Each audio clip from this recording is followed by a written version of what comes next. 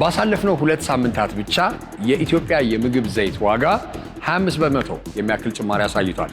ይህንን ጭማሪ ስንመለከት እንግዲህ በተለያዩ አይነት የዘይት አይነቶቹ ልዩነት ሊኖረው ይችላል። ሆኖም ግን አሁን ለጤና ተስማሚ ነው፣ ከዛም ደግሞ ተመራጭነትን እየጨመረ የመጣው ሰንፍላወር ኦይል የምንለው ላይ ግን ከ1700 እስከ 2300 እና 2400 የችርቻሮ ወይ ሪቴል ዋጋ ደርሷል። ይሄም ማለት እንግዲህ ትልቅ ለውጥ ነው። በ2 ሳምንት እስከ 3 ሳምንት ይሄን ያህል ዲፍረንስ ከመጣ በአመታት ደግሞ የመጣውን ለውጥ ማየት እንችላለን። 1000 ብር ነበረ 1200 1500 እያለ እዚህ ጋር ደርሷል። ይሄንን ስንመለከት ግን በኢትዮጵያ የምግብ ዘይት ላይ ድርሻዎቹ ምንድናቸው? ይሄንን ነገሮች ፋክተሮቹ ምንድናቸው ወይም መንስኤዎቹ ምንድናቸው? አንደኛ። ሁለተኛ የኢትዮጵያ የምግብ ዘይት ኬት ነው የሚመጣው? ከውጭ ሀገር የምናስገባቸው አለ፣ የሀገር ውስጥ ምርት አለ።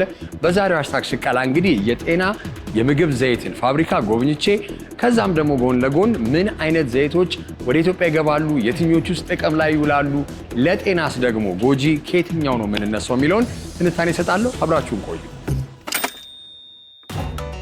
ኢትዮጵያ የ120 ሚሊዮን ህዝብ ሀገር ነች። በዚህም ውስጥ እንግዲህ የተለያዩ አይነት መሰረታዊ ፍላጎቶች የምንላቸው አሉ። ከመሰረታዊ ፍላጎቶች መካከል እንግዲህ ምግብ አንደኛው ነው። ምግባችንን ደግሞ ለመስራት በተለያዩ የኩዚን ወይም የኩሽና ስራዎች ላይ ዘይትን እንጠቀማለን። ኢትዮጵያ በአመት 686 ሚሊዮን ሊትር ዘይት ያስፈልጋታል። ታዲያ ይህንን ሁሉ ሊትር ዘይት ከየት ነው የምናመጣው ብለን ልንጠይቅ እንችላለን። እንግዲህ እንደ ሀገር ስንመለከት በሁለት አይነት መንገድ መነሻ ላይ እንዳልኩት እናገኘዋለን። አንደኛ ከውጭ ሀገር የምናስገባቸው የተለያዩ አይነት የውጭ ሀገር ምርቶች ናቸው። ሁለተኛ ደግሞ ኢትዮጵያ ውስጥ በራሳችን የቅባት እህሎች ደግሞ ተጨምቀው ወይም ኤክስትራክት ተደርገው የሚመረቱ ዘይቶች አሉ። ታዲያ ሁለቱን ስናነጻጽር የትኛው የበለጠ ነው ቢባል ከ85 እስከ 90 በመቶ የሚሆነው ዘይት ወይም የምግብ ዘይት የሚመጣው ከውጭ ሀገር ነው። ለዚህም እንግዲህ ደግሞ ወደ 600 ሚሊዮን የአሜሪካን ዶላር በአመት ኢትዮጵያ ታወጣለች። አንዳንዴ ቁጥሩም ከፍ ብሎ እስከ 700-800 ሚሊዮን የሚደርስበት ሁኔታ አለ። ታዲያ ስንመለከት የውጭ ሀገር የሚመጡ ዘይቶችን ስናይ የሚገቡበት ራሱ የውጭ ምንዛሪ እንደ ትልቅ ከፍተኛ ለውጥ ሊያመጣ ይችላል። የሀገር ውስጥ ምርት ላይ ደግሞ ስንመለከት የሀገር ውስጥ ምርት ላይ የራሳቸው የሆነ የምርት ሂደት አላቸው። የምርት ሂደቱንም ስንመለከት እንግዲህ ጥሬ ዕቃ አለ፣ የፋብሪካ እንደዚህ የምታዩት ትልልቅ ወጪዎች ይኖራሉ። ያም ነገር እንግዲህ ዋጋው ላይ ፋክተር ይሆናል ወይም መንስኤ ሊሆን ይችላል። እስቲ የኢትዮጵያን የምግብ ዘይት ምርትን ስንመለከት ምን አይነት ነው? ቁጥሮችን እንመልከት እስቲ። አንዳንዴ እንደው ወደ በኋላ መለስ ስል 10 ዓመት 12 ዓመት በፊት የተሰሩ ዘገባዎችን እየተመለከትኩና እያጠናው ነበረ። ታዲያ በጣም በሚያሳዝን ሁኔታ 20 ብቻ የሚሆኑ የዘይት ፋብሪካዎች ቀርተው ነበረ። አሁን ግን ወደ 230 የሚሆኑ መካከለኛና ከፍተኛ የዘይት ማምረቻዎች ከዛ ደግሞ ወደ 1000 የሚሆኑ ጥቃቅንና አነስተኛ ማይክሮ ኤንድ ስሞል ኢንተርፕራይዝ ደረጃ ላይ ያሉ የዘይት ማምረቻዎች አሉ። እነዚህም ታዲያ እንግዲህ ድክ እያሉ ልበል የኢትዮጵያን የዘይት ፍላጎት ለማሟላት እየሞከሩ ነው። የመጀመሪያው ፕሮሰስ እንግዲህ አገር ውስጥ የሚገኙትን የትኛውም አይነት የቅባት እህል በመሰብሰብ ከገበሬዎች ጋር አብሮ በመስራት በተለያዩ የማጣራት ሂደቶች ተከትለን በብዛት አሁን ሰዓት ለምሳሌ የሱፍ እህል እንዲሁም ደግሞ የአኩሪ አተር እህል በማጣራት ላይ እንገኛለን። የመጀመሪያው ፕሮሰስ የማጽዳት ሂደት ነው። ማጽዳት ስንል እንግዲህ ከእህሉ ጋር የሚመጡ የተለያዩ አፈር፣ ድንጋይና ሌሎች የእህል አይነቶች አብረው ሊመጡ ይችላሉ። ስለዚህ እነዚህን የመለየት ፕሮሰስ ነው። እነሱን ከለየን በኋላ የሚቀጥለው ፕሮሰስ የፕሪፓሬሽን ፕሮሰስ ነው። ለኤክስትራክሽን ምቹ የማድረግ ፕሮሰስ ነው። ሁለት አይነት ኤክስትራክሽን ሲስተም አለን። የሜካኒካል ኤክስትራክሽን ሲስተም አለ፣ የሶልቨንት ኤክስትራክሽን ሲስተም አለን።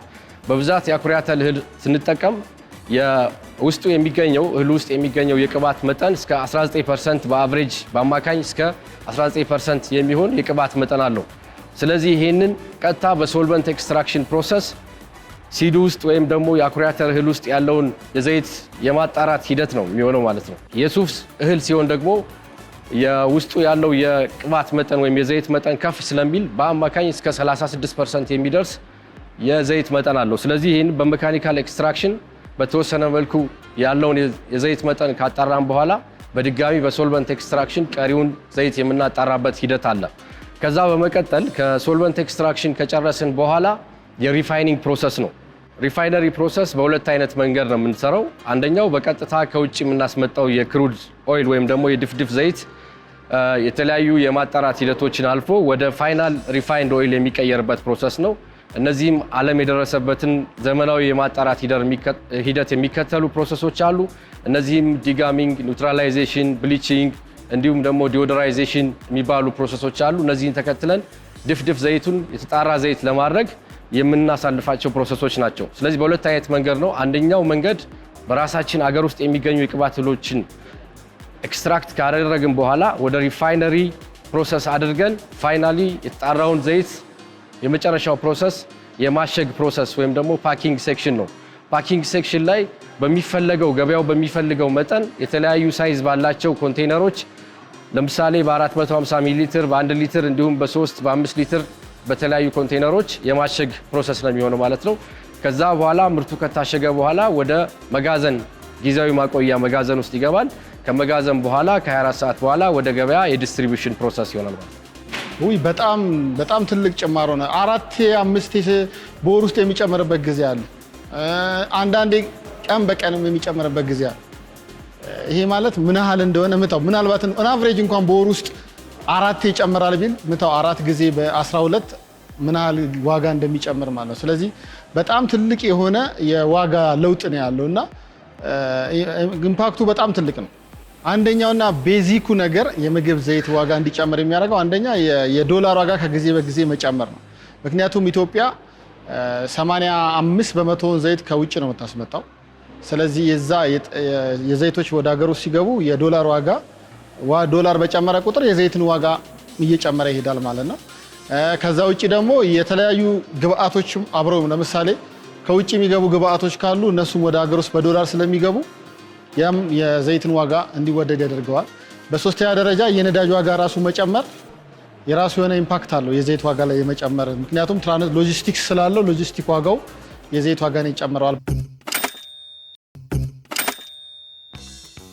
ታዲያ ይህንን ምርት ሲካሄድ ኢትዮጵያ ውስጥ ላይ ሁሌም እንደማነሳው ነገሮች ፋብሪካ ወይም ማኒፋክቸሪንግ የማምረት ዘርፍ ላይ ትልልቅ ክፍተቶች ይኖራሉ። እነዚህ ክፍተቶች ታዲያ ምንድነው ተንከባለው የሚያደርጉት? ምርት ላይ ጭማሪ ሲደረግ መጨረሻ ላይ ሸማቹ ጋር ሲደርስ ያለው የዋጋ ጫና ቅድም እንዳነሳሁት በ2 ሳምንት ውስጥ እስከ 500 ብር ጭማሪ እንዲደረግ ያደርጋል። እንግዲህ እስካሁን ድረስ በምርት ሂደት ላይ ያጋጠሙ ችግሮች የመጀመሪያውና ዋነኛው አሁን ባለው ሁኔታ የጤና ዘይት የምንጠቀመው ቅድም እንዳልኳችሁ የሀገር ውስጥ የሚገኙ ማንኛውም የቅባት እህሎችን ነው። በአብዛኛው የአኩሪ አተርና የሱፍ ምርቶችን እንጠቀማለን። እንዲሁም በተጨማሪ የተለያዩ ሀገር ውስጥ የሚበቅሉ የቅባት እህሎችን የኛ ፋብሪካ ፕሮሰስ የማድረግ አቅም አለው። ከዚህ ጋር ተያይዘው የሚያጋጥሙን ችግሮች አመት እስከ አመት እነዚህን እህሎች ማግኘት ችግር አለ። ስለዚህ የሃርቨስቲንግ ታይም ጠብቀን ነው የምናገኘው። ስለዚህ ለአመት የሚበቃ የኛ ካፓሲቲ ጋር ማች የሚያደርግ የእህል መጠን ማግኘት ከባድ ነው። ስለዚህ ሰፕላይ ኢሹ ወይም ደግሞ የራው ማቴሪያል የጥሬ ዕቃ ችግር አለ። በሁለተኛ ከውጭ በምናስገባቸው ድፍድፍ ዘይት ወይም ደግሞ ክሩድ ኦይል የምንለው በአብዛኛው ከውጭ ሀገር በተለይ ከዩክሬን እና ሌሎችም ሀገሮች ነው የምናስመጣው። ይሄ ደግሞ ከፍተኛ የሆነ የፎሬክስ ወይም ደግሞ የውጭ ምንዛሬ የሚጠይቅ ስለሆነ ይሄም እንደ ከፍተኛ ችግር ነው የሚታየው። ሌላው በመቀጠል የተለያዩ የማጣራት ፕሮሰሶች ከፍተኛ የሆነ ኢነርጂ ይፈልጋሉ። እንደ ኢነርጂ ወይም ደግሞ የስቲም ሶርስ የምንጠቀመው ቦይለር ነው። ይህ ቦይለር በቀን ውስጥ ከፍተኛ የሆነ የዲዝል መጠን ኮንሱም ያደርጋል። እነዚህን ደግሞ የናፍጣ ወይም ዲዝል ማግኘት እሱም እንደሌላ ችግር ነው። የትኛውም እንግዲህ የምርት ሂደት ላይ የሚያጋጥሙ ችግሮች አሉ። የምግብ ዘይትን ስናነሳ ግን ተለቅ ያሉ ችግሮች የሚባሉት ከመሬት ማንሳት እንችላለን፣ መሬት ከማግኘት አንጻር፣ ከዛም ደግሞ እንደዚህ አይነት መሰረተ ልማቶችን ማዘጋጀት ሊሆን ይችላል። ሆኖም ግን እንደው በውጭ ምንዛሪ ከሚገቡ የጥሬ ዕቃዎችም ያለቀ ምርትም የተሻለ የሚሆነው ሀገር ውስጥ የሚመረት ነው። ሀገር ውስጥ ደግሞ የሚመረተው ዘይት የተሻለ ጥራት ካለ አንደኛ ውጭ ምንዛሪን ከመቆጠብም አንጻር ብቻ ሳይሆን የተለያዩ አይነት የሥራ ዕድሎችንም መፍጠር እንችላለን። ጥቅሙ አከራካሪ አይደለም ለማለት ነው። ሆኖም ግን ይህንን ነገር ደግሞ ስኬል አፕ አድርጎ ወይም በትልቁ ለመስራት ደግሞ እንዳያስችል እንቅፋቶች ወይም ችግሮችም ደግሞ ይኖራሉ። የሀገሩን ምርትን ለማሳደግ አንደኛው የመንግስትን ድጋፍ እንፈልጋለን። ትልቁና ዋናው ያ ማለት መንግስት ለሀገር ውስጥ አምራቾች ለምሳሌ እንበልና ትልቁ የዚህ ሀገር ችግር ግብአት ነው። ፋብሪካዎች አሉ፣ የሀገር ውስጥ ፋብሪካዎችም አሉ። በነገራችን ላይ እነሱ ባላቸው ፖቴንሻል ወይም ደግሞ ባላቸው የዲዛይን ካፓሲቲ ማምረት ቢችሉ የሀገሪቱን የዘይት ምርት ባይሸፍኑትም የተወሰነ ኮንትሪቢሽናቸው የሀገሪቱን የዘይት ዲማንድ ይሸፍናል ብዬ አምናለሁ። እና ግብአቶች ለምሳሌ ጥሬ ዕቃ ነው፣ ትልቁ ችግር ጥሬ ዕቃ ነው። ስለዚህ መንግስት እርዳታ ቢያደርግ እዛ ላይ ለምሳሌ አሁን የእርሻ ቦታዎችን ቢሰጥ ለአምራቾች ትልቁ ስራ እሱ ነው። እርሻ ካለ ከዛ ጥሬ ዕቃው ከእርሻ ከመጣ አንደኛ ተወዳዳሪነቱን ይጨምራል፣ ሁለተኛ ለሀገር ውስጥ ያለውን የዘይት ፍጆታ ባያሟላም በተወሰነ መልኩ ያሻሽለዋል ማለት ነው። ስለዚህ የመንግስት እርዳታ አንደኛ ይሄ ነው፣ የእርሻ ስራዎችን ቢያበረታታልን ነው። በሁለተኛ ደረጃ እንደ ቅድም እንዳልኩት ነው የታክስ ለሎካልና ለኢምፖርትድ የሚሉት አለና ያንን መንግስት ቢያሻሽልልን። በሶስተኛ ደረጃ ህብረተሰቡ ራሱ በራሱ የእንትን ለውጥ ቢኖር ያስተሳሰብ ለውጥ። ለምሳሌ አሁን እኛ ዘይት የምናመርተው በሶስት አይነት ነው። በካኖላ እናመርታለን፣ በሶያቢን፣ በሰንፍላወር እናመርታለን። ሶያቢን ስትለው ህብረተሰቡ ብዙ ጊዜ ሬዚስት የሚያደርግበት ነገር አለ። ግን ሶያቢን ሀገር ውስጥ ነው የሚመረተው ጥሬ ዕቃ። ኢትዮጵያ በጣም የሶያቢን ምርት አምራች ሀገር ናት። ይህንን በደንብ ብንጠቀመውና ለህብረተሰባችን ብናስከፋፍል የዘይት ዲማንድን በተወሰነ መልኩ እንቀነሳለን ወይም ደግሞ ማርኬቱን እናረጋጋለን ብዬ አምናለሁ። ስለዚህ ፐርሰፕሽናችን ወይም ደግሞ የአመለካከት እንትናችን ቢለወጥ የውጭ ዘይት ብቻ ስለሆነ ኳሊቲ ነው ለማለት አይደለም። የሀገር ውስጥ የኛ ጥሬ ዕቃውን ፍሬሽ የሆነ ወይም ደግሞ ገና ከገበሬ የተሰበሰበውን ጥሬ ዕቃ አምጥተን ነው ጨምቀን ለገበያ የምናቀርበው። ስለዚህ ይሄ ቢለመድ የተሻለ ነገር ይኖራል ብዬ አምናለሁ። እነዚህ ችግሮች አሉ ማለት ግን ከምንም በላይ እንዲያውም ትኩረት ተሰጥቶ ሊሰራባቸው ይገባል። አንድ ምርት ሂደትን ከማስተካከል ወይም ኤፊሽንሲ ከመጨመር አንጻር ብቻ ሳይሆን የተለያዩ አይነት መፍትሄዎችን አስበው የምርት ብዛትን ወይም ቮሊዩምን ማሳደግ፣ ከዛም ደግሞ ወደ ሸማቹ ጋር ሲደርስ ያለው ዋጋ እንዴት ቀንሶ ማድረግ ይቻላል የሚለውንም ነገር መታሰብ አለበት።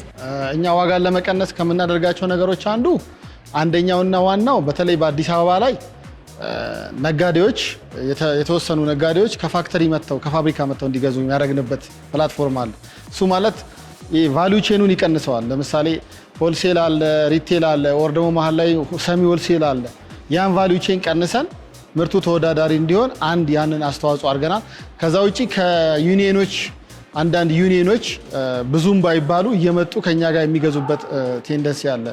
የሸማቾች ማህበር፣ ሆቴሎች የሚገዙበት አለ። ያንን በዛ መንገድ እያስኬድን ያለነው ነገር አለ። ይሄ እንደ ትልቅ ጅማሮ ነው ብዬ አምናለሁ።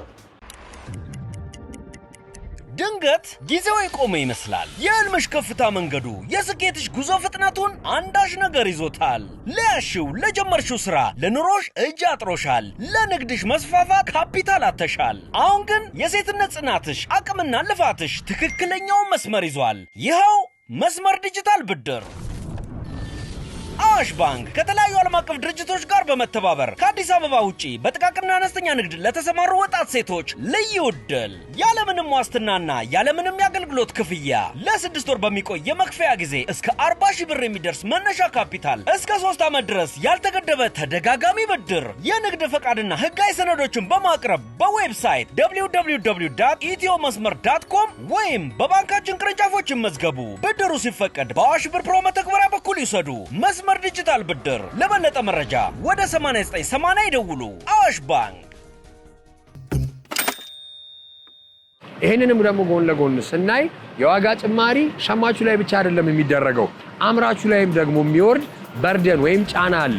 የምርት ሂደት ላይ የሚደረጉ የውጭ ምንዛሪ ጭማሪዎች ሊሆኑ ይችላሉ፣ ጥሬ ዕቃ መግዣ ሊሆኑ ይችላሉ። እንዲህ አይነት ፋብሪካዎችን እንኳን ለማንቀሳቀስ የሚያወጡት ወጪ ሊሆኑ ይችላሉ። እነዚህ ሁሉ ተደማምረው ግን የትርፍ መጠን ሲጨመርበት መጨረሻ ላይ ሸማቹ ላይ ከፍተኛ ጫና ያሳርፋሉ።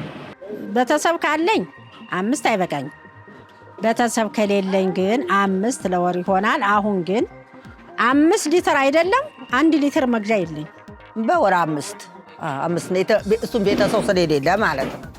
ቤተሰብ ታለ 5 ሊትር አይበቃኝ። 15 ቀን ነው 2200 ሆኗል። 1 ሊትሯ የምንገዛት በፊት 400 የነበረችው 420 ሆኗል። ስለዚህ ድሃ ይችላል አይችልም። ከዛው ሲያመጡት አስመጪውን ተቀጥሉብናል ሲሉ እዚህን ቀጥሉብናል። ሲቀጥልባቸው እኛን ቀጥሎ ነው የምንገዛ። ነጋዴ አምጥቶ በጉርበቱ በነፃ አይሸጥም። ባገኘው ወይም ያገኘው ወይም አያገኘው የመኪናውን አውርዶ የወዛደሩ አለበት አይደለም እንዴ? አዎ ትንሹ የግዴታ ማግኘት አለበት። እንግዲህ አንድ ምርት ተመርቶ ለሸማቹ እስከደረሰ ድረስ ተመጣጣኝ በሆነ ዋጋ መድረስ ይኖርበታል። ተመጣጣኝ ዋጋ ከሌለ ደግሞ እንግዲህ ያው የተለያዩ አይነት አማራጭ ነገሮች ይመጣሉ። የምግብ ዘይትን ደግሞ ስናነሳ ቅድም ያነሳሁት ጭማሪ አለ አይደለ? አንድ ወደ 500 ብር ጭማሪ አምጥቷል ያሳይቷል ያልኩት። በተቃራኒው ደግሞ እንደ ቺፐር ወይንም ርካሽ የሆኑ አማራጮችም አሉ። ይሄም ደግሞ የጊ ኦይል የምንለው ወይንም ድፍድፍ ዘይት የምንለው ነው። እንዲያውም እሱ የዋጋ ሁሉ 600 ብር ዋጋ ቅናሽ ዋጋ ላይ ያሳይቷል። የገበያ ላይ ስንመለከተው 6400 የነበረው የ25 ሊትር ዘይት 5900 ወደ 5800 አካባቢ ሆኗል። እኛ ድፍድፉ አናቅም ወይም ብዙዋቸው ጤንነት ማይሰማማ አለ። ንጹህ ዘይቱ ጨምሬ ብገዛ ተበድሬን ብገዛበት ንጹህ ዘይቱ ይሻለኛል። ያኛ የሰውነቴ ማይጠጋ ማይሰማማ ይችላል። እሺ ያኛ ብርካሽ አግቼ የሰውነቴ በሽታ አልሆንም። ታዲያ ምን ይደረጋል? ምንም አማራጭ አልጠቀም። አኩሪ አተርም አይስማማኝም፣ ጭቃ ሊትሩም ዘይቱም አይስማማኝም። ያለኝ እድል ያችን 1 ሊትሯን ገዝቼ ከውሃ ጋራ እኩል በኩል እያረኩ ነው። ሰንፍላወር ኦይል ማለት ከሱፍ አበባ የሚዘጋጅ ኦይል ነው። ድፍድፍ ዘይት ደግሞ ከተለያዩ ቅቤዎች የሚዘጋጅ ኦይል ነው። ድፍድፍ ዘይት የምንለው ወይ ደግሞ ብዙ ጊዜ የጀሪካን ዘይት ተብሎ የሚታወቀው በጣም ከፍተኛ የሆነ የሳቹሬትድ ፋት መጠን ያለው ነው። ሰንፍላወር ኦይል ደግሞ በተለይ ደግሞ በጣም የተጣራው ሰንፍላወር ኦይል ኦሜጋ 6 የተባለ ኢንፍላሜሽን ሊጨምር የሚችል ስቲል እሱም በጣም ከተጠበሰና ረዥም ሰዓት ከተቁላላ ካረረ እሱም የሳቹሬትድ ፋት መጠኑ ከፍ ሊል የሚችል ኦይል ነው። ሰንፍላወር ኦይል ትንሽ ከዛኛው ኦይል ወደድ ይላል ለኮሚኒቲያችን። ነገር ግን ሁሉንም ኦይሎች መጠናቸውን ቀንሰን የምንጠቀመው ከሆነ ዋጋውን መቀነስ እንችላለን። እኔ ርካሽ የሚባለውንም አንደኛም አላውቀውም፣ ሁለተኛስ ምን አስተማማኝ ኖሮት ገዝቼ ለጤና ጠንቅ አይሆንም ብለህ ምኑ ይበላል? ምኑን አምነህ ገዝተህ ትበለዋለህ? ዞሮ ዞሮ ይሄንንም እኮ አናምነውም ከየት እንደመጣ።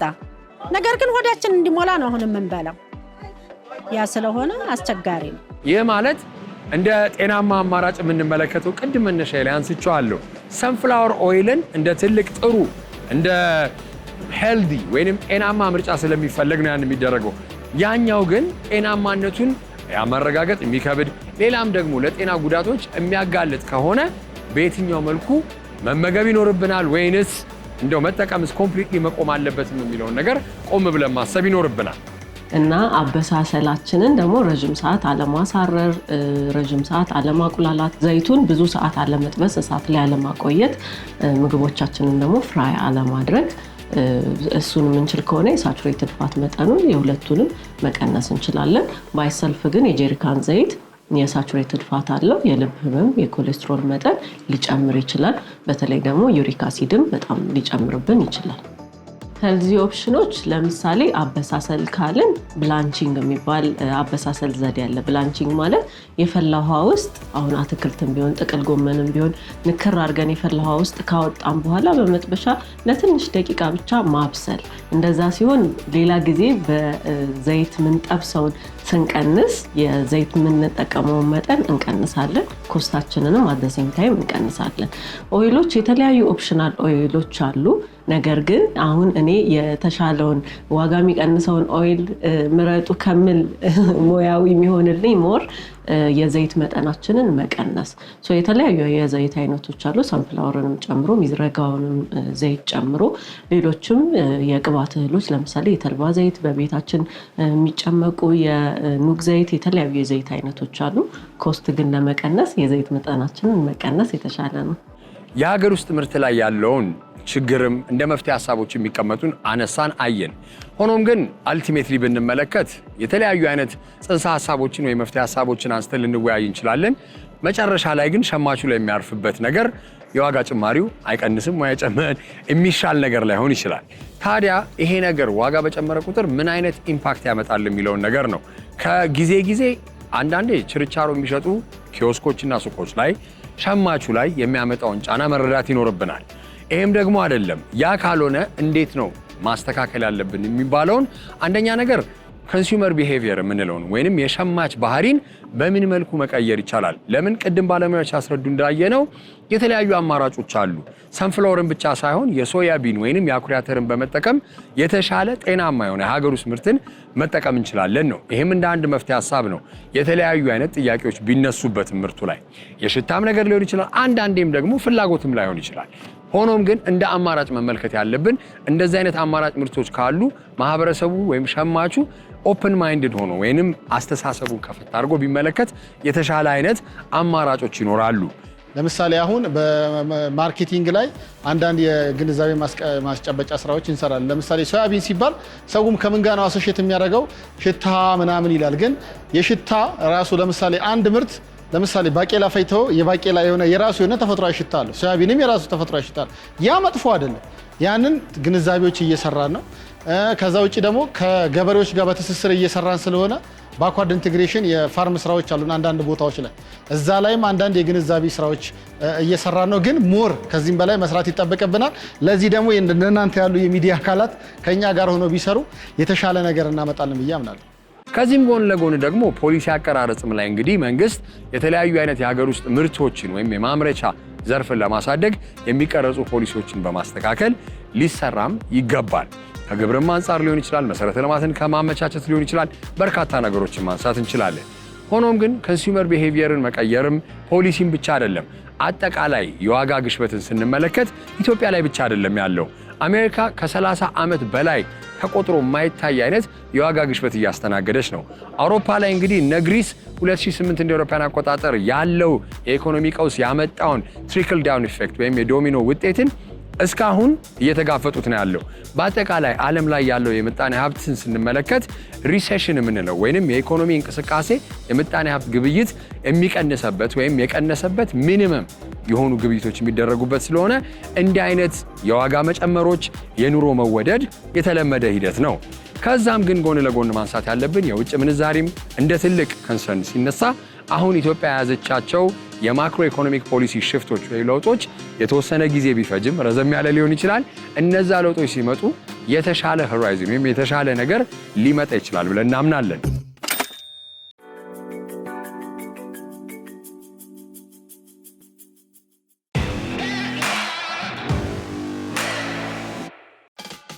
ግብርና በቴክኖሎጂ ሲታገዝ በጣም ከፍተኛ ለውጦች ይመጣሉ። ከዚህም ጎን ለጎን ደግሞ የሚያስፈልጉ ሜካናይዝድ የሆኑ ደግሞ ማሽነሪዎች ወይንም ማሽኖች ሲጨመሩበት ውጤታማነት ብቻ ሳይሆን የምርት መጠንን ለመጨመር ከተለያዩ ደግሞ ተፈጥሯዊና ሰው ሰራሽ አደጋዎችን ለመቆጠብ ወይንም ለማዳን በጣም ትልቅ አስተዋጽኦ አለው። በዛሬው ድክ እንግዲህ በሀገራችን ውስጥ ካሉ አዲስ ወጣት ስራ ፈጣሪዎች መካከል የተለያዩ አይነት አግሮ ፕሮሰሲንግ ማሽኖችን ሰርቶ ከዲዛይን አንስቶ ሰርቶ ደግሞ ግብርና ላይ እንዴት ነው እሴት ጨምረው ወይም ቫልዩ አድ ጨምረው የሚሰሩ ስራ ፈጣሪዎች ጋር አብሮ የሚሰራ ወጣት ጋር ቆይታ ይኖረኛል። መጀመሪያ ስምን አስተዋውቅ። ሰላም፣ ሶፎንያስ ዳዊት እባላለሁ። እንዝርት ኢንጂነሪንግ የሚባል አግሮ ፕሮሰሲንግ ማሽኖችን ዲዛይን አድርጎ ማኒፋክቸር አድርጎ የሚያቀርብ ስታርታፕ ፋውንደር እና ሲኢኦ ሆኜ እየሰራ ነው። በጣም አሪፍ። አግሮ ፕሮሰሲንግ ሲባል እንግዲህ እኛ ድሮ ሆራይዘንን ማንሳት እንችላለን፣ መርቲን ማንሳት እንችላለን። ትልልቅ ድርጅቶችን ነው የምናስበው። እንደ ስታርታፕ ደግሞ አግሮ ፕሮሰሲንግ ላይ ቫልዩ አድ ላድርግ ብለህ እንዴት ተነሳ? ትልቅ ነው፣ በጣም ትልቅ ነው። አዎ፣ ግን ደግሞ ትናንሽ ብዙ ችግሮች አሉት። ብዙ ትልልቅ አግሮ ፕሮሰሲንግ የሚባሉ ድርጅቶች አግሪካልቸራል ፕሮዳክቶችን አምጥተው ፕሮሰስ ያደረጉ ማሽነሪዎቻቸው ብሬክ ዳውን ያደርጋሉ። ስፔር ፓርት ያስፈልጋቸዋል። በትንሹና በትንሹ እዚህ ጀምረን ማምረት የምንችላቸው ነገሮች አሉ። እንዝርት ሲጀመር በስፔር ፓርት ፕሮዳክሽን ነበር የጀመረው። ትናንሽዬ ስፔር ፓርቶችን እዚሁ ባሉ ኢኩዊፕመንቶች፣ በብረቶች፣ በ3ዲ ፕሪንቲንግ እነዛን ስፔር ፓርቶች በማሟላት ነው የጀመረው። ግን ደግሞ ቀስ እያለን ወደ ማሽነሪውን ደግሞ ወደ መስራት መተናል። በጣም አሪፍ። ማሽነሪ ሲባል እንግዲህ እንዴት ነው የሚሰራው? ፕሮሰሱን ብታስረዳኝ። ከዲዛይን አንስተህ 3ዲ ፕሪንቲንግ ሊሆን ይችላል፣ ብረት ምናምን፣ ፕሮሰሱ ምን ይመስላል? የምርት ሂደት የኛ የምርት ሂደት መጀመሪያ የሚጀምረው ከስተመሩ ጋር ነው። ከስተመሩ ፕሮብሌሙን ወይም ማኒፋክቸር የሚያደርግበትን መንገድ ያውቃል። አንድ ባልትና ሰሪ እንዴት ነው የሚያደርቀው፣ እንዴት ነው የሚለቅመው የሚለውን ያውቃል። በሰዓት ምን ያህል ለቀማ ያስፈልገዋል፣ ምን ያህል ማድረቂያ ያስፈልገዋል የሚለውን ያውቃል። እነሱን ስፔሲፊኬሽኖች ከከስተመሩ ከወሰደን በኋላ ያንን ስፔሲፊኬሽን በመጠቀም ንድፍ ሀሳብ ወይም ዲዛይኑን ማውጣት እንጀምራለን። ዲዛይን ስንሰራ ብዙ ጊዜ ምንድነው ማኒፋክቸሪንግ ላይ ከሚገጥሙን ችግሮች ቀድመን ለማየት ነው። ምን ያህል ብረት ይፈጃል፣ ምን አይነት ቅርጽ ይኖረዋል የሚለውን ነው። አንዳንዴ 3D ፕሪንት የምንጠቀመው ያንን ቪዥዋላይዝ ለማድረግ ነው። ችግሩን ቀድሞ ካገኘ ነው ብዙ አያስከፍለንም ዋጋ በኋላ ላይ ስናመርተው ማለት ነው። ከዛ በኋላ ዲዛይኑ ካለቀ በኋላ ፕሮኪውርመንት ይጀምራል። የተለያዩ ብረታ ብረቶችን፣ ፕላስቲኮችን፣ ገመድ፣ ኤሌክትሪካል ኢኩዊፕመንቶችን ይገዛል። ማኒፋክቸሪንግ ሳይታችን ላይ ደግሞ መገጣጠም፣ መበየድ፣ ይሄ ማኒፋክቸሪንግ ፋብሪኬሽን ፕሮሰሱ ይጀምርና ማሽኑ ምርት ይሆናል። አሪፍ ነው። ቅድም ደስ የሚለው ነገር ያልከው ችግሩን ራሱ ማወቅ የመፍትሄው ግማሽ ነው ይባላል። ችግርህን ካወቅከው መፍትሄውን ኦልሬዲ ለማግኘት ግማሽ መንገድ ደርሳል። ስለዚህ ኢትስ ናይስ። እስቲ ችግሮችን እናንሳ። እንደዚህ አይነት ትልልቅ ሴክተሮች የዘርፍ ላይ ስትገባ በስታርታፕ ወይም በመነሻ ሀሳብ ስትጀምረው ችግሮች ያጋጥመዋል። ምን አይነት ችግሮች ያጋጥሙ? እስካሁን ድረስ ትልልቅ ችግሮች ከማጋጠሙ አንጻር የኛ አይነት ድርጅቶች ሲመሰረቱ በትንሽዬ ካፒታል ነው የሚጀመረው እና ከክላይንት ተወስዶ ነው የሚሰራው። አንዳንዴ ላያቢሊቲ ወይም ደግሞ ይሄ ሪስኩን በጣም ተሸክመን ነው እንደ ኢትዮጵያ ስታርታፕ ሪስክ ተሸክመን ነው የምንሰራው። አንዳንዴ ማሽኑ ላይሰራ ይችላል። ያንን ሁሉ ወጪ አውጥተን ያኔ መመለስ ሊኖርብን ይችላል ብር። አንድ እሱ ነው። ሌላኛው ደግሞ የኢትዮጵያ ማኒፋክቸሪንግ ኢንዱስትሪ ይሄ ማሽነሪ ማኒፋክቸሪንግ ኢንዱስትሪው ገና ነው፣ ድክ እያለ ነው። እኛ ብቻ ሳይሆን እንደ ኢንዱስትሪም ትንሽ ገና ነን፣ ይቀረናል። ለዛ የተለያዩ ኢኩዊፕመንቶች፣ ሮ ማቴሪያሎች፣ ብረቶች በምንፈልጋቸው ስፔሲፊኬሽን ላናገኛቸው እንችላለን። አንዳንዴ እሱን ለመፈለግ እንደገና ከውጭ የመጡ ማሽኖች ላይ የተለቀመ የወጣ ልንፈልግ እንችላለን። ሰከንድ ሃንዶች ምናምን እሱ ኢንዱስትሪውን ስታንዳርዳይዝ አድርጎ ለማተለቅ ከሚይዙን አንዳንድ ችግሮች ውስጥ አንዱ ናቸው። አሪፍ። እንግዲህ ያው መፍትሄ ዋይዝ ረጅም አሁንም እንግዲህ ፈታችሁት አልልም፣ እየተፈታ ያለ ስለሆነ ዘርፉም እንግዲህ እያደገ የሆነ ስለሆነ ለእነዚህ ነገሮች በምን መልኩ ነው ችግሮች ሲያጋጥሟቸው፣ አሁን ለምሳሌ የሶርሲንግ ችግር ቢያጋጥማችሁ ከምን አንጻር ለመፍታት ትሞክራላችሁ? እንዴት ነው? የሶርሲንግ ችግር ብዙ ጊዜ አሁን ላይ ስንጀምር አካባቢ በጣም ያስቸግረን ነበረ። ትልቁ ችግሩን አንደርስታንድ ካረጉ በኋላ የምንጫወትበትን ኮንቴክስት የኢትዮጵያን ኮንቴክስት በደንብ ማጥናት ነው። ብዙ ሰፕላየሮች አሉ። ሰፕላየር ዳይቨርሲፋይ አድርገናል። የብረት ሰፕላየሮቻችን ብዙ ናቸው። ፕላስ ደግሞ የኢትዮጵያ ኢንዱስትሪ ከማሽነሪ አንጻር ብቻ ሳይሆን ከኮንስትራክሽን እያደገ ነው። ለኮንስትራክሽን የሚመጡ ብዙ ብረቶች ስላሉ ከሱ እንዴት ልንዋስ እንችላለን? ኮንቴክስት ድሪቨን የሆነ ዲዛይን እንሰራለን፣ አዳፕቴሽን እንሰራለን። ከሱ አንጻር እያደረግን አንደኛ ብዙ ሰፕላየሮች ምን አይነት ማቴሪያሎች ኢትዮጵያ ውስጥ ይገባሉ የሚለውን ከማጥናት አንስቶ ከዛ በኋላ ያን ደግሞ ኢምፕሊመንት ከማድረግ አንጻር እንትን እያደረግን እየተማርን እየሄድን ነው። አሪፍ። እንግዲህ እኛ የምናውቃቸው ትልልቅ ብራንዶች አሉ፣ ጫካ፣ ትሩለቭ፣ ኬር። እነዚህ ኖች እንግዲህ ያስተዋወቁን መካከል አንደኛ ሲዮማ ነች። እና እስቲ አሁን ያለ እንዝርት ኢንጂነሪንግ ያለበት ድርጅት ምንድን ነው? ምን አይነቶችስ ምርት ነው የምታመርቱት? እንዝርት ኢንጂነሪንግ አሁን ላይ ያለንበት ምንድነው R&D ወይም ሪሰርች ኤንድ ዴቨሎፕመንት ዲፓርትመንት አለን። which means አሁን ላልካቸው ለነ ትሩላቭ አይነት ለኬር እነሱ አይነት ድርጅቶች አንዳንድ ማሽኖች እዚህ እንዲሰራ ይፈልጋሉ። ያኔ የነሱን ውስጥ ገብተን አይተን ዲዛይን ማድረግን ምንጀምርበታለን። ሁለተኛው ደግሞ ስታንዳርዳይዝ አድርገን ብዙ ፕሮሰሲንግ ችግር አለ ብለን የምናስበው ሴክተሩ ላይ አግሮ ፕሮሰሲንጉ ላይ ደግሞ ያወጣናቸው 2 ስታንዳርዳይዝድ ማሽኖች አሉ። አንደኛው የእንሰት መላጫ ሲሆን አንደኛው ደግሞ የተለያዩ ዘሮች ስንዴ፣ ጤፍ እነሱን መልቀሚያ ወይም ይሄ ድንጋይ ትናንሽ ድንጋዮች እነሱን ለይቶ ማውጫ ነው። ዌስት መለያ ክሊነር ይባላል። ግሬን ክሊነር። ግሬን ክሊነሩ በ96% ኤፊሸንሲ ኦልሬዲ ተሰርቶ ተሞክሮ ወደ ገበያ ለማውጣት ዝግጅት ላይ ነን። የእንሰት መላጫው ደግሞ እንዴት ነው ወደ ገበያ የምናወጣው ብለን እያጠናን ነው። ግን 2 ተሰርቶ ተሸጧል ከረንትሊ። that's great። እንግዲህ እነዚህን 2 ማሽኖች ይዘህ ጀምረሃል። በ2 ዓመት ነው ያልከኝ። 2 ዓመት ያለ በሚቀጥሉት 5 ዓመታትስ ምን እንጠብቅ? በሚቀጥሉት 5 ዓመታት ውስጥ የዘር ወይም ደግሞ የስንዴ ጤፍ ፕሮዳክሽን ክሊነር ብቻ አይደለም፣ ትሬሸር ዊኖዊንግ ያስፈልጓል። ወደ ፋርሚንጉም ቀረብ ብሎ ያሉ በጣም የሚያስፈልጉ ማሽነሪዎች አሉ። ወደ ፕሮሰሲንጉም ደግሞ ይሄ መፈልፈያው፣ ማጽጃው፣ ከለር መምረጫው፣ ግሬድ ማድረጊያ የተለያዩ ሞር ሶፊስቲኬትድ የሆኑ ማሽኖች አሉ። እነሱን ወደ ገበያ ማቅረብ በጣም እንፈልጋለን። ገበያው ላይ ደግሞ ሪላያብል የሆነ ማኒፋክቸሪንግ ፓርትነር ሆነን መድረስ እንፈልጋለን። አሁን ካለን ማርኬት ሼር ሲግኒፊካንትሊ አመት ከአመት እያደግን ያንን ማሳደግ እንፈልጋለን። እንደው እንደ አዶን ወይንም እንደ መጨረሻ ንዑስ ጥያቄ ልበለው፣ የቡና ዘርፍ ላይ ለመግባት ታስባላችሁ? ለምን ቡና በጣም እያደገ አሁን ቡና ትልቁ ኢኮኖሚ ዋልታ ብቻ ሳይሆን ገቢም የሚገኘው ከዛ ነው። ኤክስፖርት ኢምፖርቱንም ትሬድ ባላንስ ብትመለከተው ትልቅ ነገር ስላለ ስንዴ ምናምን ስጠራ ቡናን አልጠራህም። እና እስቲ እንዴት ነው የቡና ነገር ይቆየ ነው? አይ ይቆየኝ አይደለም፣ እናስቀምጣት ሰው አይብኝ ነው ከሷ አንፃር ነው እንጂ ቡናን አይተነዋል።